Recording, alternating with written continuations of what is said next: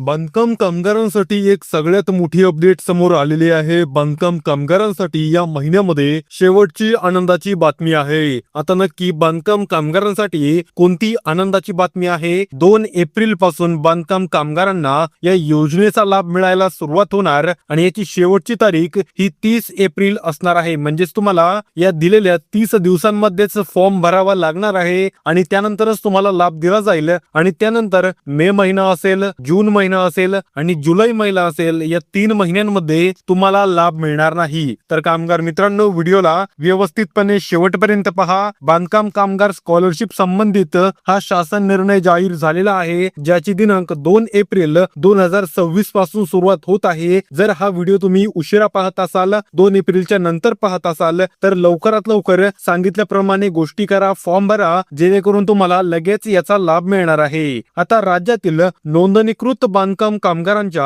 मुलामुलींसाठी बांधकाम कामगार शिष्यवृत्ती योजना 2026-27 राबविण्याबाबत सुधारित मार्गदर्शन सूचना आलेल्या आहेत। म्हणजेच बांधकाम कामगारांना, असे बांधकाम कामगार ज्यांनी 2025-26 मध्ये म्हणजे चालू वर्षाचा स्कॉलरशिपचा फॉर्म भरला होता, मग मुलगा असो त्यांचा किंवा मुलगी असो किंवा पत्नी असो, यांचा स्कॉलरशिपचा फॉर्म भरला होता, पण तो त्या ठिकाणी ऍक्सेप्टही झाला नाही आणि पैसेही खात्यात जमा झाले नाही। तो फॉर्म भरल्यापासून पेंडिंगच आहे किंवा अजून भरलेला नाही, अशांसाठी मोठी अपडेट समोर आलेली आहे। आता पुढे काय माहिती आहे की महाराष्ट्र राज्यातील नोंदणीकृत बांधकाम कामगारांच्या कुटुंबातील विद्यार्थ्यांना शिक्षणासाठी आर्थिक सहाय्य मिळावे, त्यांच्या शैक्षणिक स्तर उंचावा, तसेच शिक्षणात सातत्य राखण्यासाठी प्रोत्साहन मिळावे, या उद्देशाने शासनामार्फत बांधकाम कामगार शिष्यवृत्ती योजना राबविण्यात येत आहे। सन 2026-27 या शैक्षणिक वर्षासाठी या योजनेत काही महत्त्वपूर्ण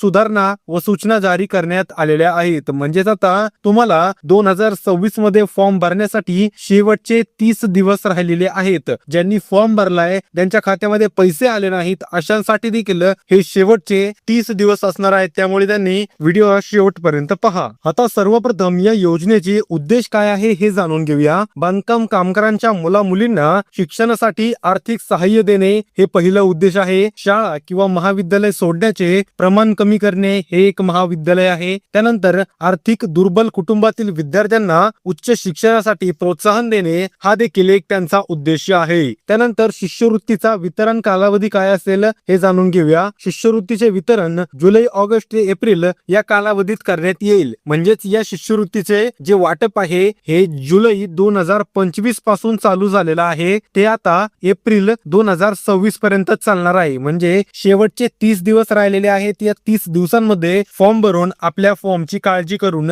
व्यवस्थित त्याचा लाभ घ्या। मे, जून आणि जुलै या महिन्यांमध्ये कोणत्याही विद्यार्थ्यांना शिष्यवृत्तीचं वितरण करण्यात येणार नाही। ज्यांचे फॉर्म पेंडिंग आहेत ते पेंडिंगच ठेवण्यात येतील। ज्यांनी अजूनही फॉर्म भरलेले नाहीत त्यांनी फॉर्म भरून लवकरात लवकर आपला अर्ज या ठिकाणी सादर करा। आता अर्जदारांनी वेळेपूर्वी अर्ज सादर करणे अत्यंत गरजेचं आहे। जर अर्ज सादर केला नाही तर तुम्हाला लाभ दिला जाणार नाही। अर्ज सादर करण्याची अंतिम मुदत काय आहे हे जाणून घ्या। सन 2026-27 अर्ज करण्याची अंतिम तारीख 1 एप्रिल 2026 ते 30 एप्रिल 2026 आहे। 30 एप्रिल 2026 नंतर कोणताही अर्ज स्वीकारला जाणार नाही। उशीर झाल्यास संबंधित विद्यार्थ्यांना पुढील 3 महिने कोणताही लाभ मिळणार नाही, अशी अपडेट आपल्याला महामंडळाने दिलेली आहे। आता यासाठी पात्रता काय असणार, अपात्रता काय असणार हे व्यवस्थित जाणून घेऊया। खालील अटी पूर्ण करणे विद्यार्थी या योजनेसाठी पात्र राहतील। म्हणजेच खालील अटीमध्ये विद्यार्थी बसला तरच तो योजनेसाठी पात्र ठरणार।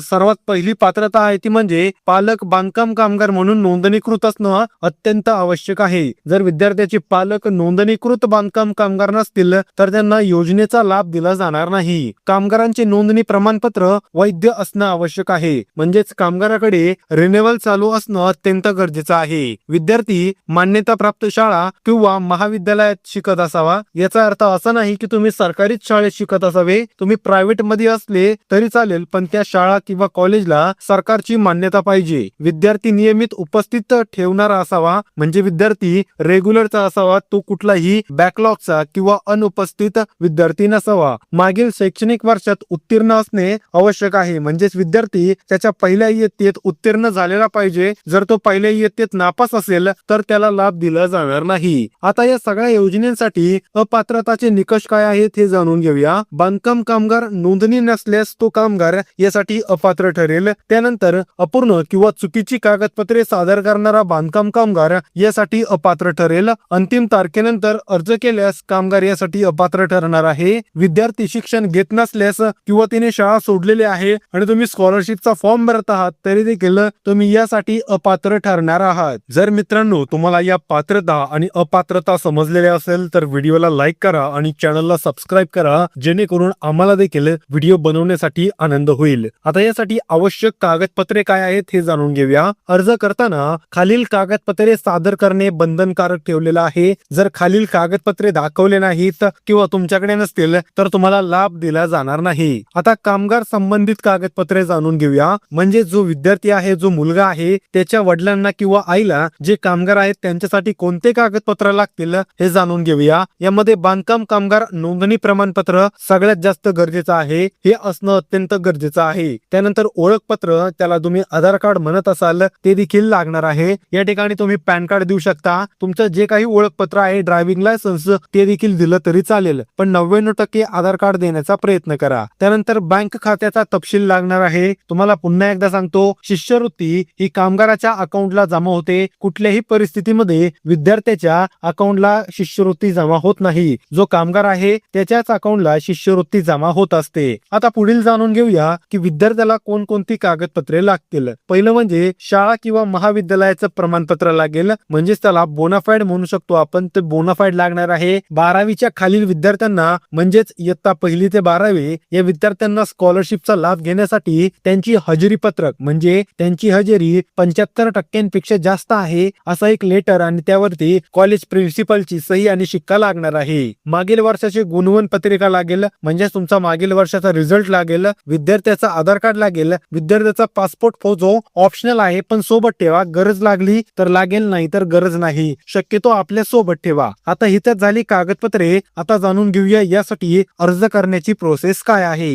मित्रांनो, जर तुमच्या घरी लॅपटॉप किंवा कम्प्युटर असेल तर तुम्ही 100% घरबसल्या फॉर्म भरू शकता. पण जर तुम्हाला भरता येत नसेल तर तुम्ही जिल्हा सुधार केंद्र, तालुका सुधार केंद्र किंवा कामगार ऑफिस मध्ये जाऊन आपला फॉर्म भरू शकता. अन्यथा कुठल्याही सायबर कार्यालयामध्ये, सेतू कार्यालयामध्ये आपला फॉर्म भरू शकता. आता जर तुम्ही घरून भरणार असाल तर या 5 ते 6 स्टेप्स आहेत त्या पूर्ण कराव्या लागतील, ज्या आपण व्यवस्थित जाणून घेऊया. अर्ज ऑनलाईन ऑफलाईन पद्धतीने सादर करता येईल, म्हणजेच तुम्हाला ऑनलाईनच सादर करावा लागेल, पण काही कागदपत्रांची पडताळणी ही ऑफलाईन जाऊनच करावी लागणार आहे. तुम्हाला फॉर्म ऑफलाईन भरता येणार नाही, याची नोंद घ्या. अर्ज करताना सर्व माहिती अचूक भरावी. जर माहिती चुकली तर तुमचा जो अर्ज आहे तो रिजेक्ट केला जाऊ शकतो. आवश्यक कागदपत्रे अपलोड करणे किंवा जोडणं बंधनकारक आहे.